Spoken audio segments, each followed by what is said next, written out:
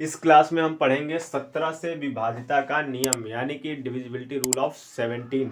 बाकी के जितने भी रूल हैं वो मैंने आपको पिछली इस क्लासेस में पढ़ा चुका हूँ। तो आइए जानते हैं क्या कि 17 से डिविजिबिलिटी का रूल क्या होता है। तो सबसे पहले हम क्या करेंगे, 3 या 4 अंकों से बनी कोई संख्या होती है तो हम दहाई और इकाई यानी कि टेंस और वंस से बने जो नंबर होते हैं उसको छोड़ देते हैं और जो शेष संख्या बचती है उसको उसका दोगुना करके हम दहाई और इकाई से बनी संख्या में घटा देते हैं।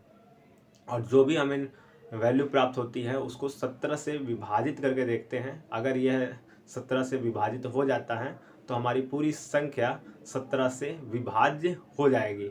तो आइए एग्जाम्पल के थ्रू समझते हैं। जैसे कि एग्जाम्पल के थ्रू देखते हैं।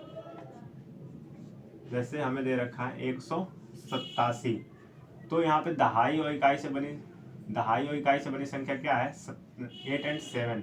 तो 8 एंड 7 को अभी हम यहाँ पे छोड़ देंगे। अब हम यहाँ पे बच गया 1, अब हम 1 का दोगुना करेंगे। जो भी यहाँ पे संख्या बचती है उसका दोगुना कर लेते हैं, तो ये हो जाएगा 2। अब जो भी अब दोगुना करके हम यहाँ पे क्या करेंगे, 2 से दोगुना माइनस कर देंगे। तो यहाँ पे 87 से में से 2 घटाया तो क्या गया 85। अब जो हमारी वैल्यू आई 85, इसको हम 17 से विभाजित करके देखेंगे। तो 17 से विभाजित कर देते हैं, तो ये 5 टाइम्स में विभाजित हो जाएगा। अगर ये विभाजित हो जा रहा है तो यानी कि हमें दी गई पूरी वैल्यू भी 17 से विभाजित हो जाएगी। तो करके देख लेते हैं। अगर इसको हम 17 से विभाजित करें तो ये 11 टाइम्स में विभाजित हो जाएगी। एक और एग्जांपल देखते हैं, एक और एग्जांपल देखेंगे।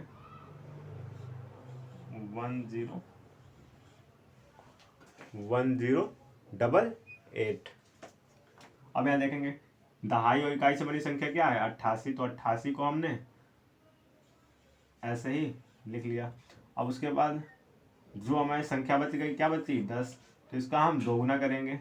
तो 10 का दोगुना करेंगे क्या आ जाएगा 20। अब 20 को हम दहाई और इकाई से बड़ी संख्या में घटा देंगे, हमारे पास आ जाएगा 68 यानी कि 68।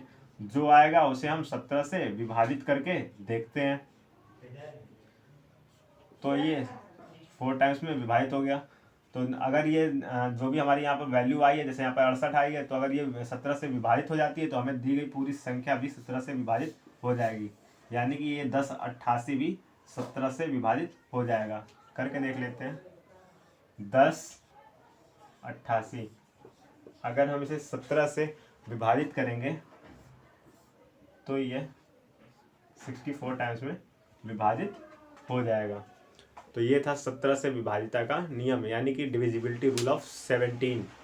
और अगर अभी आपने पिछले डिविजिबिलिटी रूल्स नहीं पढ़े हैं तो वो आप जाकर मेरे प्लेलिस्ट में पढ़ सकते हैं।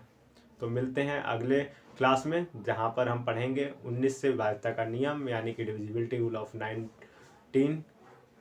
तब तक अगर जिसको स्क्रीनशॉट लेना हो ले सकता है।